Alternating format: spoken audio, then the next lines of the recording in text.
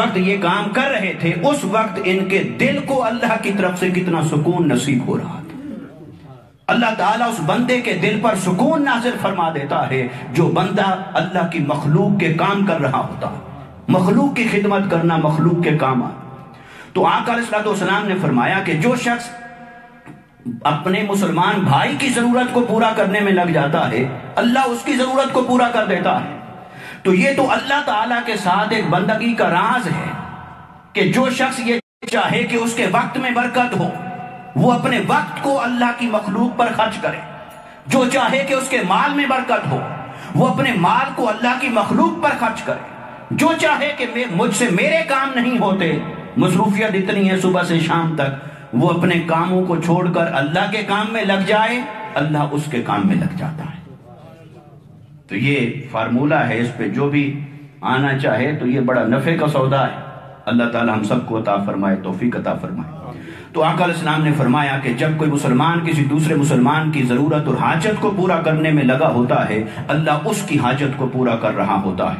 پھر فرمایا ومن فرج عن مسلم کربۃ، اور جو کسی مسلمان سے کسی ایک تکلیف کو دور کرتا ہے، کسی ایک تنگی اور ایک تکلیف کو دور کرتا ہے اپنے مسلمان بھائی سے، تو اللہ تعالیٰ کیا کرتا ہے فرج اللہ عنہ بہا قربۃ من قربات یوم القیامہ، کہ اللہ تبارک و تعالیٰ پھر یہ کرتا ہے کہ اس قیامت کی تکلیفوں میں سے اس کی ایک تکلیف کو دور کر دیتا ہے۔ اس نے دنیا کی ایک تکلیف دور کی اپنے مسلمان بھائی کی، اللہ تعالیٰ آخرت میں آنے والی تکلیفوں میں سے ایک تکلیف اس مسلمان سے دور کر دیتا ہے۔ اور اس حدیث میں تو ایک تکلیف کی بات ہے، اگلی ایک اور حدیث آ رہی ہے اس کے اندر پھر ہے کہ 100 تکلیفوں کو، کہ بندے نے بندے کی ایک تکلیف کو دور کیا، اللہ نے قیامت کی 100 تکلیفیں اس سے ہٹا دی۔ 100 تکلیفیں جو اس کے مقدر میں لکھ رکھی تھیں وہ 100 تکلیفیں اللہ نے وہاں سے ڈیلیٹ کر دیں کہ اس کے اکاؤنٹ سے نکال دو، یہ 100 تکلیفیں اس کو نہیں پہنچیں گی۔ تو کتنا بڑا اللہ کے ساتھ سودا ہے، اللہ کی رحمت کے ساتھ کتنا بڑا سودا ہے کہ مسلمان کی تکلیف کو دور کرنا اور اس سے اللہ تعالیٰ کی بارگاہ سے اجر پانا۔ پھر آخری لفظ اس حدیث پاک کا وَمَنْ سَتَرَ مُسْلِمًا سَتَرَهُ اللَّهُ يَوْمَ الْقِيَامَةِ، اور جو اپنے کسی مسلمان بھائی کی پردہ پوشی کرتا ہے تو اللہ تعالیٰ قیامت کے دن اس کی پردہ پوشی فرمائے گا۔ اس سے مراد ہے نجی معاملات۔ ایسا نہیں ہے کہ کوئی چور چوری کر رہا ہو اور وہ نقب لگا رہا ہو اور آپ آنکھ بند کر کے گزر جائیں، آپ کہیں کہ میں پردہ پوشی کرتا ہوں تو اللہ پردہ پوشی فرمائے گا میری۔ یہ پردہ پوشی میں نہیں آتی۔ پردہ پوشی اس میں آتی ہے جو اس کا ذاتی عمل ہے، جس کا نفع نقصان کا تعلق اس کی اپنی ذات کے ساتھ ہے، وہاں ہے پردہ پوشی۔ اور اگر وہ حقوق العباد کو نقصان پہنچا رہا ہے، کوئی کسی کا مال کھا رہا تھا، اس پر پردہ پوشی نہیں، اس پر آواز کو بلند کرنا ہے۔ کوئی کسی کو تکلیف دے رہا تھا، اس پر پردہ پوشی نہیں، اس پر آواز کو بلند کرنا ہے۔ اس لیے ہر چیز کو موقع محل کی مناسبت سے رکھتے ہوئے دین کے اوپر عمل کیا جاتا ہے۔ تو آقا علیہ السلام نے فرمایا جو کسی کی پردہ پوشی کرتا ہے تو اللہ تعالیٰ قیامت کے دن اس کی پردہ پوشی فرمائے گا۔ اسی طرح اس مفہوم کی 3 روایات اور بھی ہیں، ایک اور آپ کے سامنے پڑھ دیتا ہوں۔ قال رسول اللہ صلی اللہ علیہ وسلم من مشا فی حاجت اخیہ المسلم، جو کوئی اپنے مسلمان بھائی کی حاجت کے لیے چلتا ہے، یعنی 2 قدم چل کے اسے جانا پڑا اور اپنے کسی مسلمان بھائی کی مدد کی، 2 قدم جو چلتا ہے، 1 قدم چلتا ہے اپنے مسلمان بھائی کی ضرورت کے لیے، حتیٰ یتمہا لہو، حتیٰ کہ اس کے لیے اس کو پورا کر دیتا ہے، مکمل کر دیتا ہے، تو کیا ہوگا اذلہ اللہ بخمسۃ آلاف وفی روایت بخمسۃ وسبعین الف ملک یدعون ویصلون علیہ، کہ پھر 75,000 ملائکہ اس کے اوپر سایہ فگن ہو جاتے ہیں اور اس کے لیے دعا کرنا شروع کر دیتے ہیں۔ جو ایک قدم چلتا ہے اپنے مسلمان بھائی کی کسی تکلیف کو دور کرنے کے لیے، تو اللہ تعالیٰ 5000 فرشتے، پھر فرمایا 75000 فرشتوں کو اللہ تعالیٰ یہ ڈیوٹی دے دیتا ہے کہ تم بیٹھو اور تم اس میرے بندے کے لیے دعا کرو۔ وہ 75000 ملائکہ کو بلا کر اس بندے کے لیے بٹھا دیتا ہے۔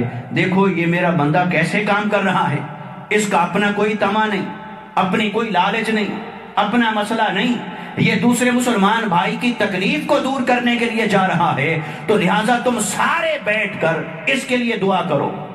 تو مجھے بتاؤ کہ جو 75000 فرشتوں کو بلا کر بٹھا رہا ہے کہ صبح سے لے کر شام تک بیٹھے رہو اور میرے اس بندے کے لیے دعا کرتے رہو، تو کیا اس کا ان فرشتوں کی دعائیں قبول کرنے کا ارادہ نہیں ہوگا؟ جو دعائیں ان سے کروا رہا ہے تو کیا قبول نہیں کرتا ہوگا؟ تو وہ قبول کر رہا ہے، قبول کرنے کے لیے ہی تو کروا رہا ہے۔ تو اللہ تعالیٰ کی رحمت دیکھیے اپنے بندے کے اوپر کس قدر ہوتی ہے جب وہ اپنے مسلمان بھائی کی مدد کرتا ہے۔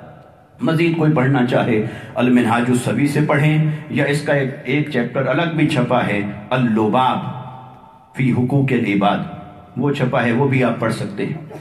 تو عرض کرنے کا مقصد یہ ہے کہ یہ محض کسی تنظیم کا کوئی دنیاوی کام نہیں ہے، یا محض کسی ویلفیئر فاؤنڈیشن کا اس کا اپنا کوئی پلان نہیں ہے کہ غریبوں کی مدد کی جائے، کمزوروں کی مدد کی جائے، مصیبت زدوں کی مدد کی جائے۔ یہ ہمارا ایمان ہے، یہ اللہ اور اس کے رسول کا فرمان ہے، کیونکہ اللہ نے ہمارے درمیان بھائی بھائی کا رشتہ قائم فرمایا ہے، اور آقا علیہ الصلوۃ والسلام نے پوری امت کو جسد واحد قرار دیا ہے، ایک جسم قرار دیا ہے۔ لہٰذا اس کا تقاضا یہ ہے کہ مسلمان ہو، کوئی عام انسان بھی ہو، وہ کہیں بھی کسی تکلیف کے اندر ہو، اس کی تکلیف کو دور کرنا، اس کے کام آنا، اس کی مدد کرنا، جتنا ہو سکتا ہے اتنا کرنا، اور کچھ نہیں کر سکتا اللہ کے حضور ہاتھ اٹھا کر دعا تو کر سکتا ہے۔ کوئی اپنا 1 روپیہ 1 کروڑ خرچ کر سکتا ہے، کوئی ہزاروں خرچ کر سکتا ہے۔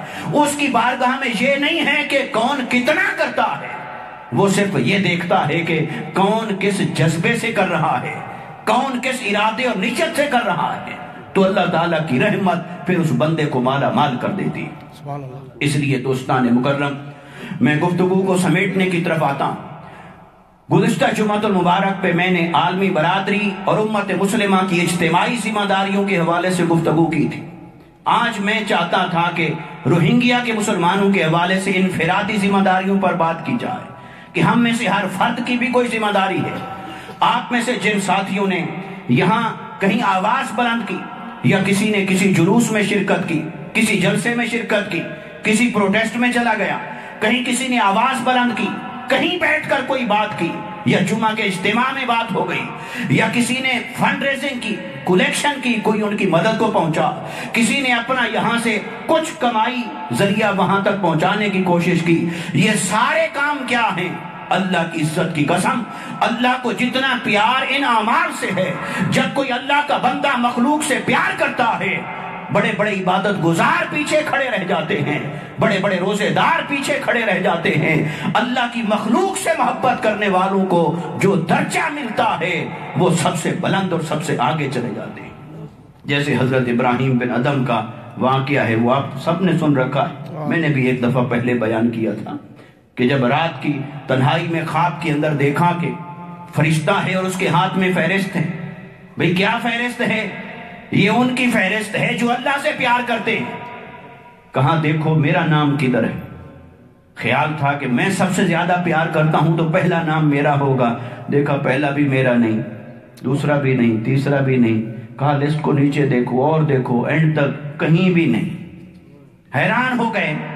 اچھا، تو فرشتہ جانے لگا تو کہا کہ ایسا کرے ایک لسٹ اور بناؤ، میرا نام ان میں لکھ لو جو اللہ کی مخلوق سے پیار کرتے ہیں۔ تو اگلی رات پھر وہی منظر ہوا خواب کے اندر، اور فرشتے کے ہاتھ میں پھر ایک فہرست ہے۔ وہ پوچھتے ہیں تو بتاتا ہے یہ فہرست کیا ہے؟ فرمایا کل وہ تھی جو اللہ سے پیار کرتے تھے، آج ان کی فہرست لایا ہوں جن سے اللہ پیار کرتا ہے، جن سے اللہ پیار کرتا ہے، آج ان کی فہرست لایا ہوں۔ کہاں دیکھو اس میں کہیں میرا نام ہے یا نہیں، اور اٹھا کے دیکھا تو سب سے اول انہی کا نام تھا، کیونکہ وہ اللہ کی مخلوق سے پیار کرنے والے۔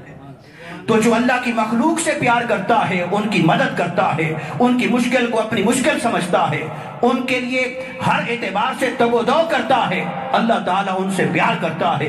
اور اگر آپ اولیاء اور صلحاء کی زندگیوں کو دیکھیں، اپنے اکابرین اور صوفیاء کی زندگیوں کو دیکھیں، ان کی زندگی اور سیرت کے نمونے اٹھا کر دیکھیں، حضرت خواجہ اجمیر کی زندگی کو دیکھیں، ان کی زندگی کے نمونے اٹھا کر دیکھیں، آپ کو پتا چلے گا کہ ریاضت اور مجاہدہ اپنی جگہ پر ہے، سجدہ اور قیام اپنی جگہ پر ہے، تسبیحات اور ذکر اذکار اپنی جگہ پر ہیں، لیکن جو اللہ کی مخلوق سے پیار کرتا ہے، اللہ اسے زمین سے اٹھا کر اہل آسمان میں سر بلند فرما دے گا۔ نعرہ تکبیر، اللہ اکبر، نعرہ رسالت، یا رسول اللہ، نعرہ حیدری، یا علی۔ اس لیے دوستو، روہنگیا کے غریب اور مظلوم مسلمانوں کی مدد کرنا ہم پر فرض ہے، کسی بھی اعتبار سے ہو، جتنا آپ کر سکتے ہیں۔ سودا میں نے آپ کو بتا دیا ہے، اپنے لیے بھی کریں، ان کے لیے بھی کریں، جو اس سے آگے بڑھے وہ ان کی مدد کرے، اللہ اس کی مدد کرے گا۔ اور یہ تو ایک ایسی تجارت ہے، دنیا میں آپ انویسٹ کرتے ہیں، آپ کو پروفٹ آتا ہے، کوئی کہتا ہے ہم 10% دیں گے، کوئی کہتا ہے 20% دیں گے، کوئی کہتا ہے ہم 50% دیں گے، کوئی کتنا آفر کرتا ہے، کوئی کتنا آفر کرتا ہے۔ اللہ نے آفر کی ہے، اللہ کی آفر کیا ہے؟ فرمایا میری پہلی آفر یہ ہے کہ میں 10% دیتا ہوں، 10 گنا بڑھا دیتا ہوں۔ دوسری آفر اس نے کہا میں 70 گنا بڑھاتا ہوں۔ تیسری آفر یہ ہے کہ 100 گنا بڑھاتا ہوں۔ چوتھی آفر یہ ہے کہ 700 گنا بڑھا دیتا ہوں۔ اور پانچویں آفر اللہ کی یہ ہے کہ میں بے حساب عطا کرتا ہوں۔ تو اس لیے اللہ تعالیٰ کی آفر کو لینے کے لیے صرف نیت چاہیے، دل چاہیے، ارادہ چاہیے، باقی